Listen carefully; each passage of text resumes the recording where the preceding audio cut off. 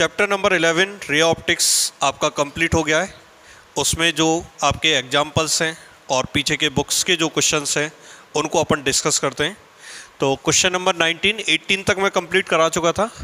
n is equal to √3 वाले कांच के प्रिज्म का न्यूनतम विचलन कोण, मतलब आपके पास मिनिमम डेविएशन एंगल आपके पास किसके इक्वल है, अपवर्तक कोण के बराबर है। देखो ये कह रहा है a is equal to ΔM, कहने का मतलब विचलन कोण की जो वैल्यू है डेविएशन एंगल वो आपके पास प्रिज्म एंगल के इक्वल है।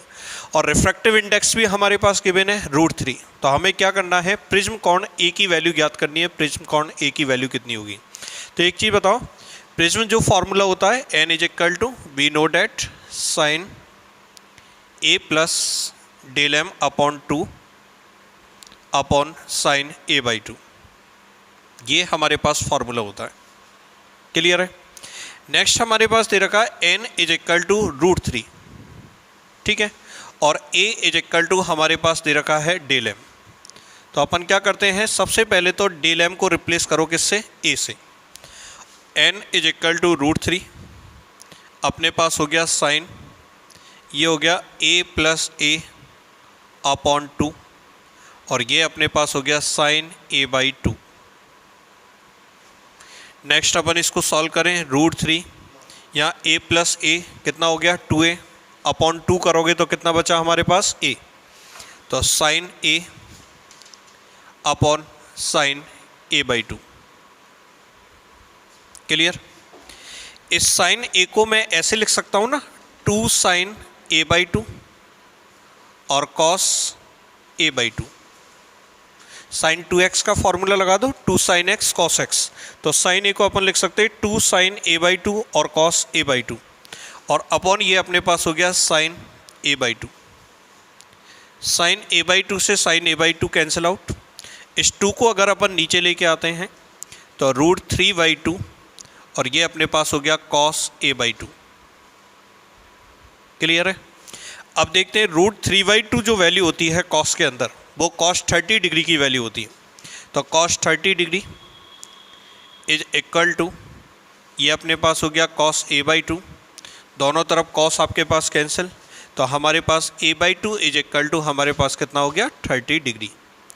तो a इज इक्वल टू अपन कह सकते हैं 60 डिग्री।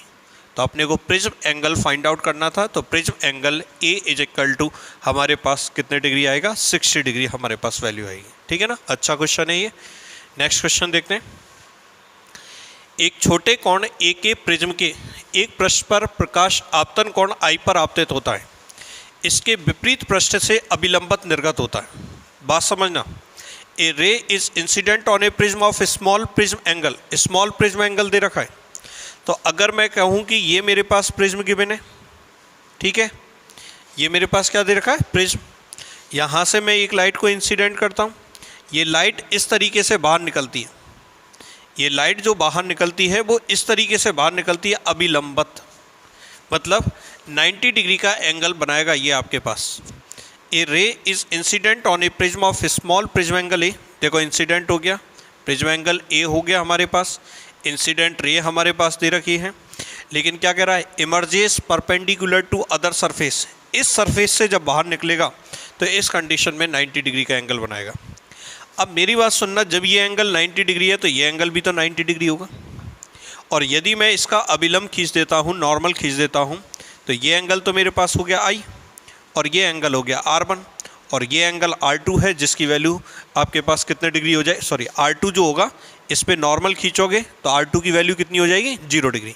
सुनना, 90 डिग्री मत कर देना R2 को, यहाँ पर देखो इस सरफेस का नॉर्मल खींचोगे तो इसी डायरेक्शन में रे चल रही है और यही नॉर्मल है, इसका मतलब इनके बीच में एंगल कितने डिग्री हो गया 0 डिग्री। ओके, हमारे पास हो गया R1, ठीक है, plus R2 is equal to capital A। ये चीज़ हमने कैलकुलेशन में पढ़ी थी जब प्रिज्म की हमने कैलकुलेशन की थी कि R1 प्लस R2 की जो वैल्यू होती है वो किसके इक्वल आती है, A के इक्वल आती है। ठीक है, R1 को अपन R के बराबर कर देते हैं, R2 हमारे पास 0 हो ही गया, और ये हमारे पास हो गया A। क्लियर। तो R इज इक्वल टू हमारे पास बोलो कितना हो गया कैपिटल A। यहाँ तक कोई दिक्कत। नेक्स्ट अपन बात करते हैं, एक काम करें, यहाँ पर हम लोग लगाते हैं Snell's law, n is equal to sine आई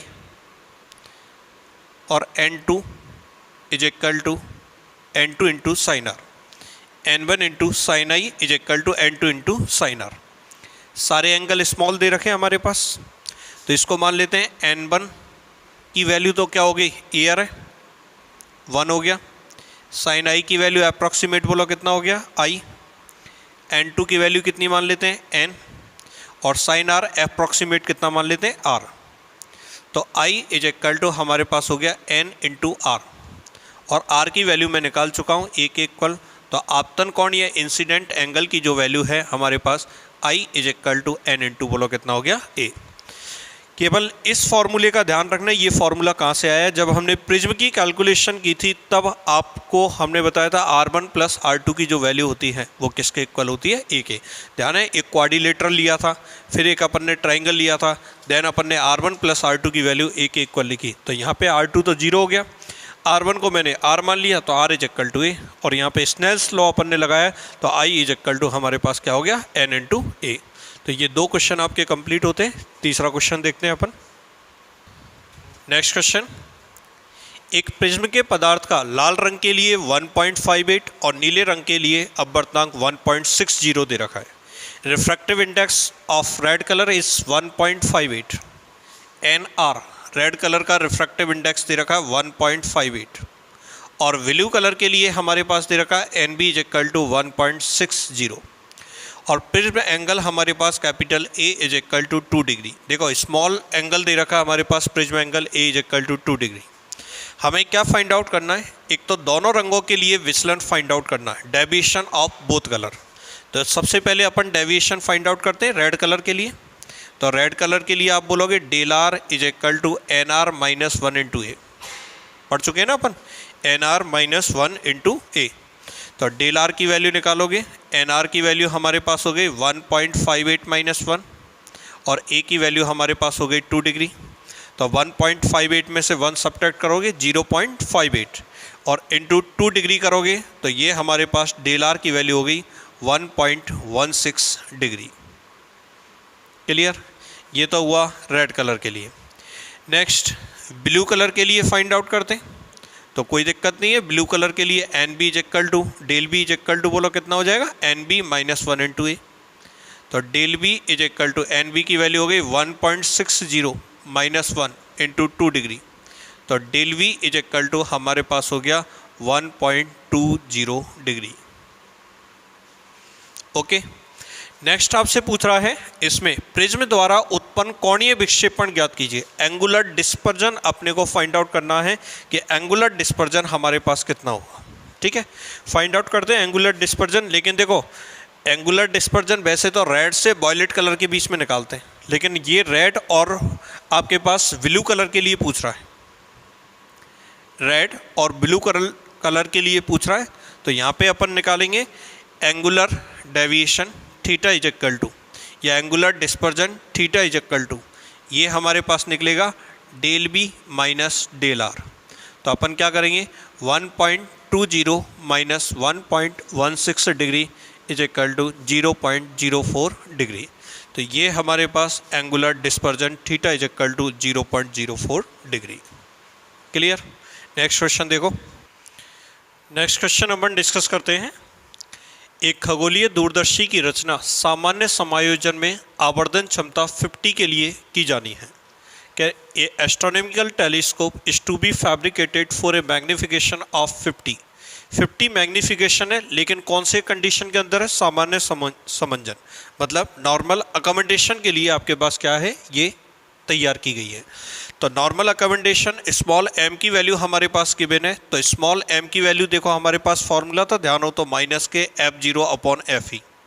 तो m की वैल्यू ऑलवेज नेगेटिव आएगी, F0 अपॉन FE। तो m की वैल्यू ऑलवेज नेगेटिव आती है। तो small m is equal to अपन काम में लेंगे माइनस के 50, या अपन एक काम भी कर सकते हैं, मोड ऑफ m काम में ले लो। तो मोड ऑफ m काम में करोगे तो ये माइनस की जगह आपके पास F0 अपॉन FE रह जाएगा। तो मोड m की वैल्यू हमारे पास 50 हो जाएगी। ठीक है ना, किसी भी तरीके से अपन काम में ले सकते हैं।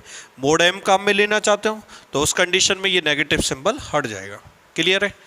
हमसे क्या पूछा है, if length of the tube is 102 centimetre then find powers of the objective and eyepiece lens.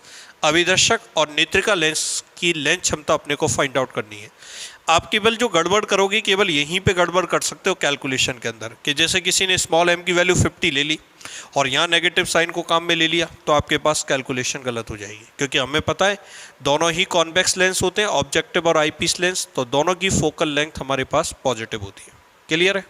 देखना है यहाँ पे माइनस के 50 इज इक्वल टू माइनस के F0 upon Fe, negative negative आपस में cancel out, F0 is equal to हमारे पास हो गया 50 Fe, इसको डाल देते हैं इक्वेशन नंबर 1।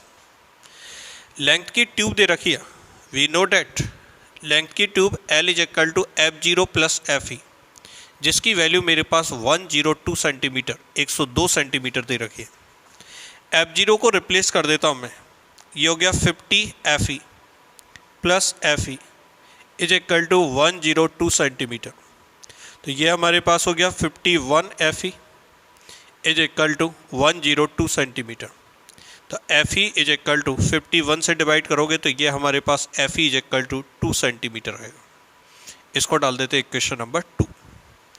जब Fe की वैल्यू निकल गई तो F0 की वैल्यू आ जाएगी, तो इक्वेशन 1 में यदि वैल्यू लिखें तो इक्वेशन नंबर 1 में देखो F0 is equal to 50 into 2 is equal to F0 is equal to हमारे पास हो गया 100 सेंटीमीटर। तो F0 भी निकल चुका है, लेकिन मुझसे फोकल लेंथ नहीं पूछी है, मुझसे क्या पूछी है, लेंथ क्षमता। तो लेंथ क्षमता निकालोगे इसकी PE is equal to 1 upon Fe, 1 upon Fe। तो यहाँ देखना PE इज इक्वल टू, देखो हम लोग लेंथ क्षमता जो निकालते हैं या तो लिखते हैं इसकी यूनिट मीटर इनवर्स या फिर लिखते हैं डायप्टर। तो एक काम करो, मीटर इनवर्स निकालने के लिए इस सेंटीमीटर को यदि मैं मीटर में कन्वर्ट करूं तो 0.02 मीटर। क्लियर है? और यदि इसकी बात करते हैं तो 100 सेंटीमीटर को तो अपन किसके इक्वल लिख सकते हैं, 1 मीटर के। ठीक है, तो वैल्यू पुट करो 1 अपॉन 0.02, पॉइंट हटाओगे 100 अपॉन 2, तो 100 अपॉन 2 का मतलब हमारे पास कितने डायप्टर आ जाएगा, 50 डायप्टर। और इसके लिए निकालो P0 is equal to 1 upon F0, 1 upon F0 की वैल्यू लिखोगे 1, तो P0 इज इक्वल टू हमारे पास कितने डायप्टर आ जाएगा, 1 डायप्टर। तो ये हमारे पास लेंस पावर आईपीस लेंस की तो निकली 50 dioptre, PE is equal to 50 dioptre, और P0 के लिए अगर निकाली है अपन ने ऑब्जेक्टिव लेंस के लिए, अभिदर्शक लेंस के लिए, तो ये कितने निकली है, 1 डायप्टर। क्लियर? नेक्स्ट क्वेश्चन देखो, एक सरल सूक्ष्मदर्शी की आवर्धन क्षमता 11 है। सरल सूक्ष्मदर्शी की आवर्धन क्षमता small m is equal to 11 दे रखी है। प्रतिबिंब स्पष्ट दृष्टि की न्यूनतम दूरी पर बनता है, मतलब image will concentrate at the near point of the clear vision, मतलब 25 सेंटीमीटर पर अगर बने तो प्रयुक्त लेंस की फोकस दूरी अपने को फाइंड आउट करनी है, फोकस दूरी कितनी होगी। तो हम लोग जानते हैं क्लियर विजन पे जब आपके पास इमेज बनती है तो small m is equal to हमारे पास होता है 1 प्लस d अपॉन f। ये फॉर्मूला अपन पढ़ चुके सिंपल माइक्रोस्कोप के अंदर, m is equal to 1 plus D upon f, और अगर आपको पता है इनफाइनाइट पे बनेगा तो ये केवल d अपॉन f हो जाता है। m की वैल्यू मेरे पास दे रखी है 11, ये हमारे पास हो गया 125 अपॉन f। क्लियर? 1 को उधर ले जाओ तो ये हो जाएगा 25 upon f is equal to 10, तो f इज इक्वल टू हमारे पास 25 अपॉन 10, तो ये अपने पास हो गया 2.5 सेंटीमीटर। ये फोकल लेंथ हमारे पास हुई। क्लियर? कोई दिक्कत? नेक्स्ट क्वेश्चन देखते हैं अपन।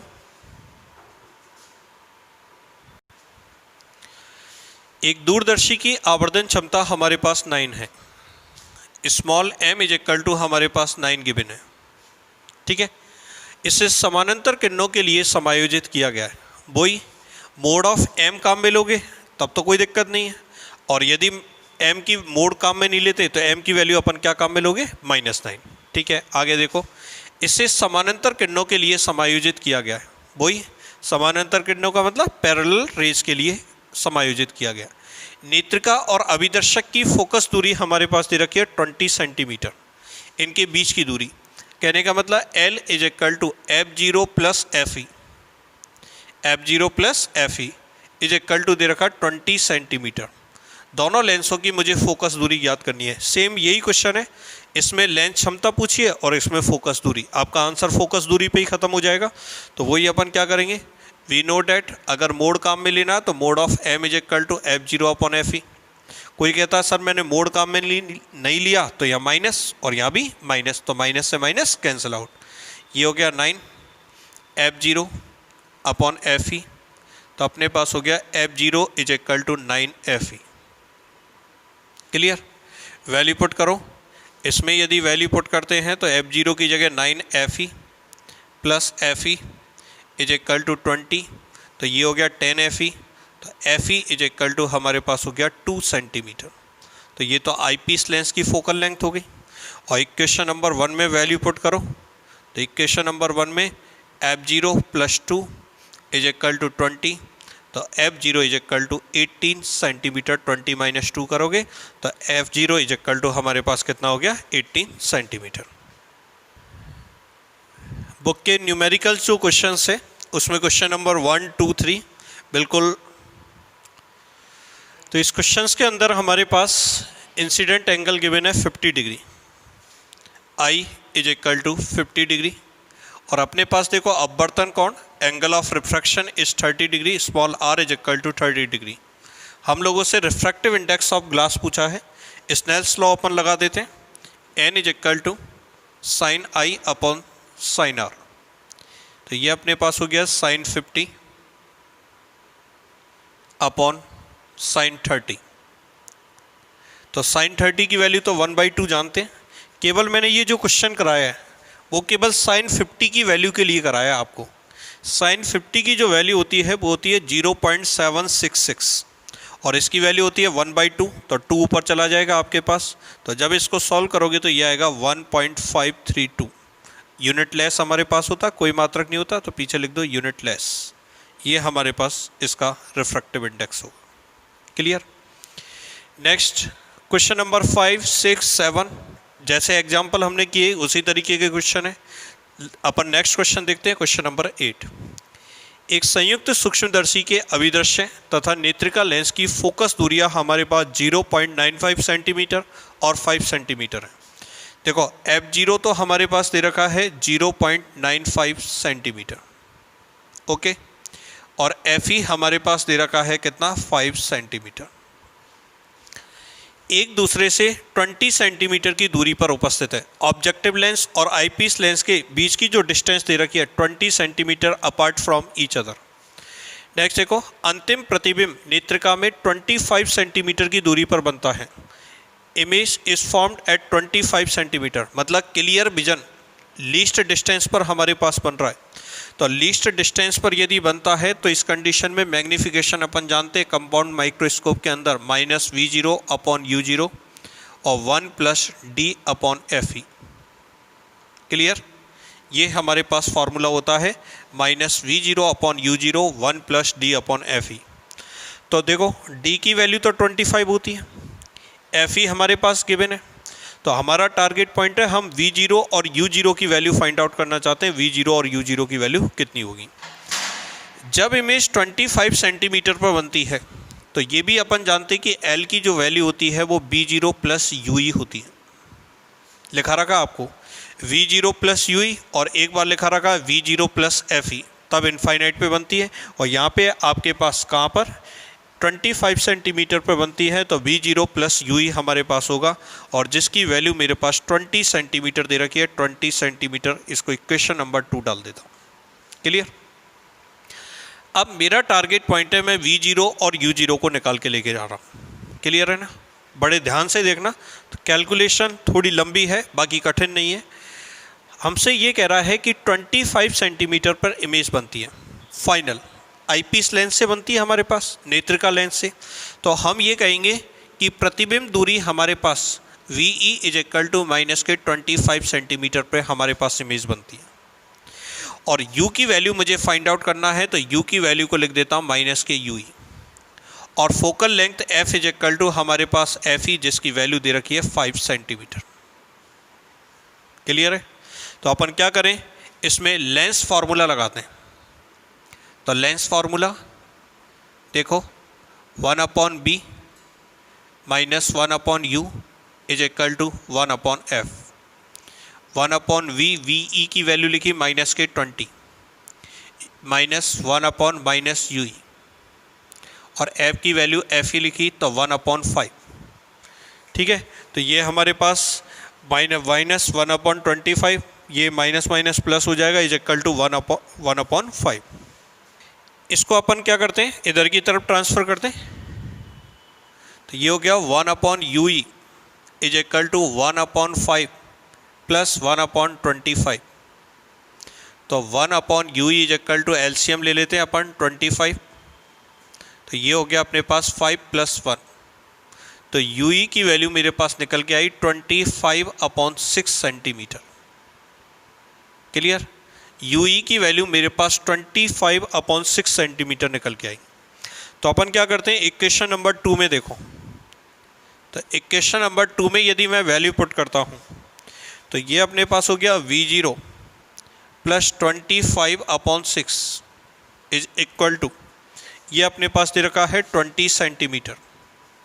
तो v0 is equal to 20 minus 25/6।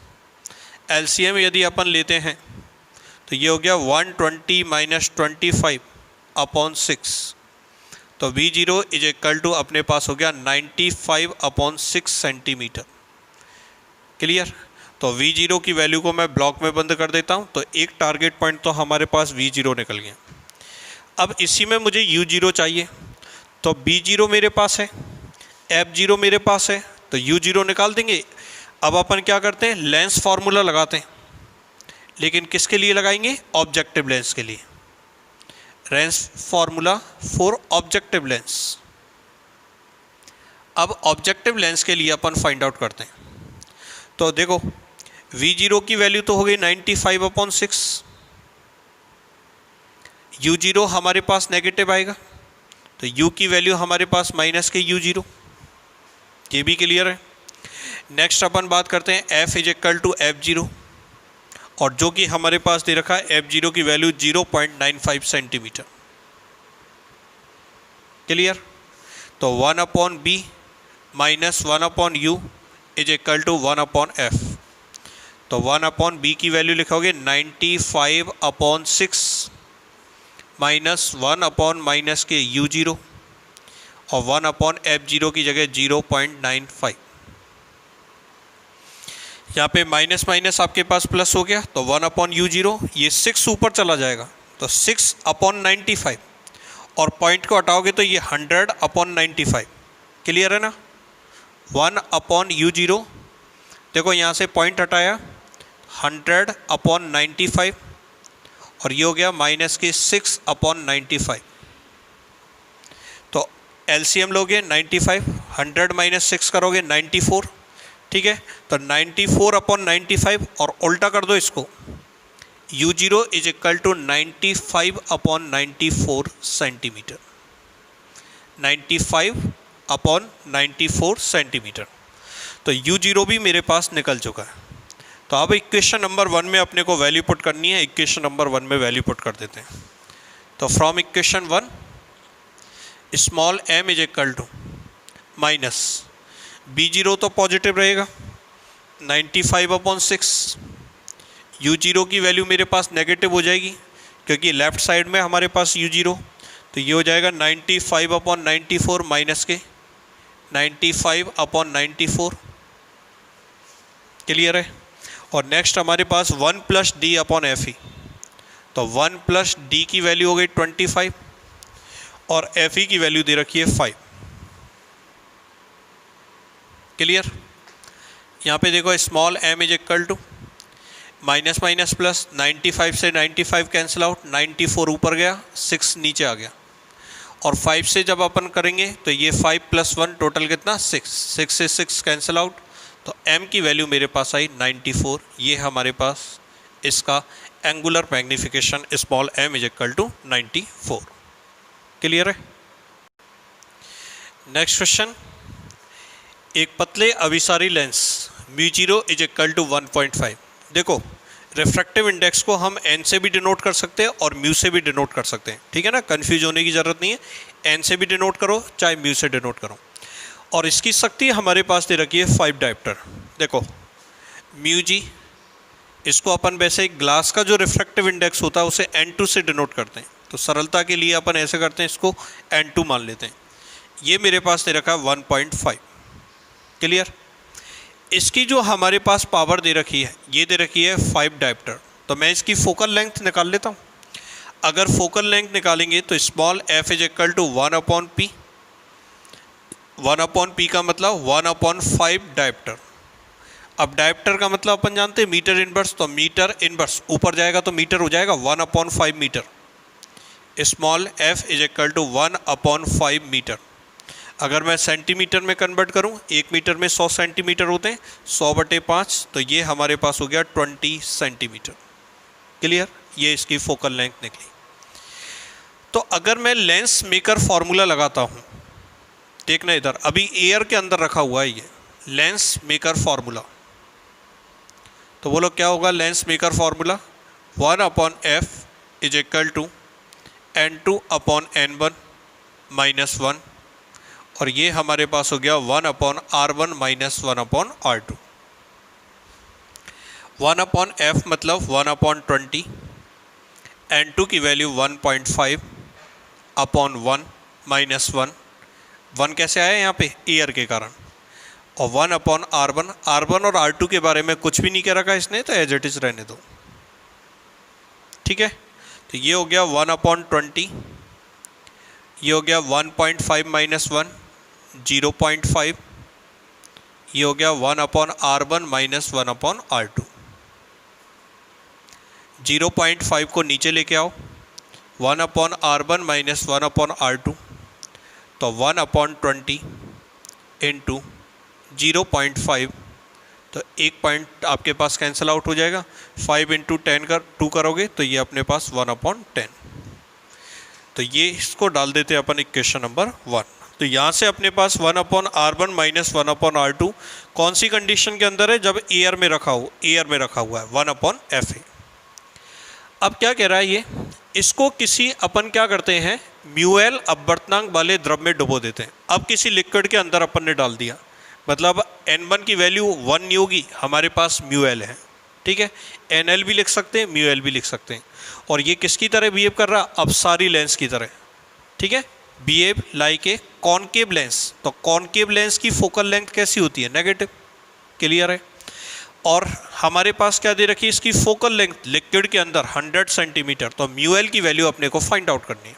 Okay, देखते हैं अपन। अगेन लेंस मेकर फॉर्मूला लगाओ, एक बार दोबारा, एक बार और लेंस मेकर फॉर्मूला लगाते हैं, लेकिन लिक्विड में काम में लेंगे। 1/FL इज इक्वल टू, ये हमारे पास N2/N1 - 1 और 1/R1 - 1/R2। क्लियर है। अब फोकल लेंथ हमारे पास 100 सेंटीमीटर है, लेकिन कॉनकेव की तरह बिहेव कर रहा है, अपसारी लेंस की तरह। तो FL की वैल्यू 100 नहीं लेनी, -100 काम में लेनी है, तो -100। N2 की वैल्यू तो वही ग्लास की रहेगी 1.5। N1 की वैल्यू म्यूएल से डिनोट कर रखी है, जिसकी वैल्यू मुझे फाइंड आउट करनी है, तो म्यूएल और -1। और 1/R1 - 1/R2 की वैल्यू अपन निकाल चुके हैं, कितनी, 1/10। तो 1/10। क्लियर है। तो अपन क्या करते हैं, 1 0 से 1 0 कैंसिल आउट हो जाएगा, तो ये हो जाएगा अपने पास -1/10। -1/10 इज इक्वल टू 1.5/μL - 1। एक काम करो, 1 को इधर लेके आ जाओ, 1.5/μL इज इक्वल टू, ये हो गया 1 - 1/10। क्लियर। 10 - 1 करोगे तो ये कितना हो गया, 9/10। तो ये 1.5/μL इज इक्वल टू 9/10। ठीक है। तो म्यूएल इज इक्वल टू, अपन ऐसे लिख सकते हैं, इसको तो लिख दो 1.5 × 10, तो 15/9। 3 से डिवाइड कर दो, 3 से डिवाइड करोगे तो ये अपने पास हो गया 5/3 यूनिट लेस। क्लियर? तो ये हमारे पास रिफ्रैक्टिव इंडेक्स निकला 5/3 यूनिट लेस। और इस चैप्टर का लास्ट क्वेश्चन, एक प्रिज्म का अपवर्तन कोण ए दे रखा। अपवर्तन कोण से मतलब है अपने पास प्रिज्म एंगल गिवन है ए, और अपन से कह रहा है कि प्रिज्म का अपवर्तनांक हमारे पास cot a/2 है। तो अपने को न्यूनतम विचलन कोण फाइंड आउट करना है कि न्यूनतम विचलन कोण कितना होगा। देखते हैं न्यूनतम विचलन कोण, डेल एम की वैल्यू फाइंड आउट मुझे करनी है। ठीक है, क्या फॉर्मूला होता है हमारे पास, n इज इक्वल टू अपने पास होता है sine a plus del M upon 2, और ये अपने पास होता है साइन a/2। n की वैल्यू पुट करोगे, n की वैल्यू अगर पुट करते हैं cot a/2, ये cot a/2, ये अपने पास हो गया sine a plus del M upon 2 और साइन a/2। क्लियर है? क्या मैं इस cot a/2 को ऐसे लिख सकता हूँ, cos a/2 upon sine a/2 लिख सकते हैं अपन। cot a is equal to अपन जानते हैं cos a upon sine a, तो मैं इसको रिप्लेस कर रहा हूँ cos a/2 upon sine a/2। तो साइन a/2 से साइन a/2 क्या हो गया, कैंसिल आउट। अब एक तरफ तो हमारे पास cos दे रखा है और एक तरफ हमारे पास साइन दे रखा है, sine a plus del M upon 2।